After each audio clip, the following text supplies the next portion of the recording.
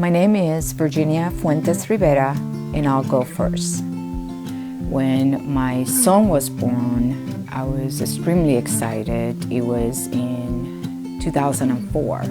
I was very fortunate that my mom was living with us at that time, and my mom is an individual of routine. So at that time, she was caring for my son Daniel, and he was living in paradise. It was the perfect environment for a child with autism. As he started getting older, I vividly recall the first time he had an episode at the school where he started throwing things, breaking things at the school, screaming, trying to bite others and hurting others. Shortly after that, I recall having a conversation about moving him into a specialized unit where they will teach him the basics. Who cares if he doesn't know the solar system? But Daniel needs to be able to learn to survive in this difficult world. As he became older and reached the teenager age, hormones hit. And this was another world I was walking on.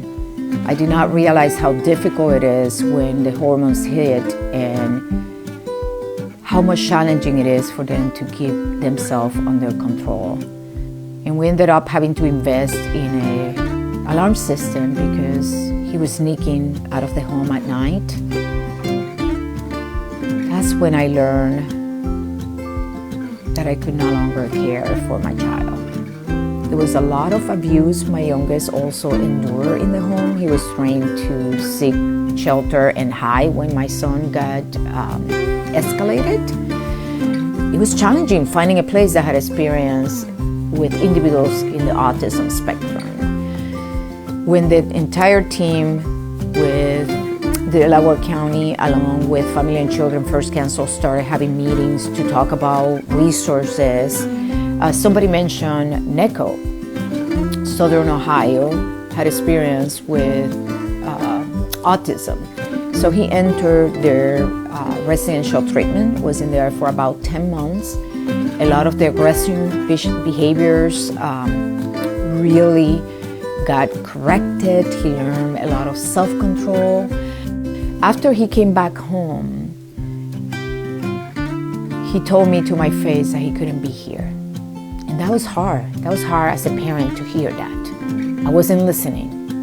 I felt like a failure. But when I learned that there were resources that could help me, nobody judged me. Nobody told me I was a bad mom. By sharing my story, my hope is that you will relate to what I've been going through, because it doesn't stop. You know, the journey continues. There's new challenges as he progresses in life. And my hope is that by sharing my story and the connections I was able to make through the help that I received, that you will seek help as well, that you will not wait until you live in crisis for so long. If I stay in the sadness, I will still be back there in the sadness.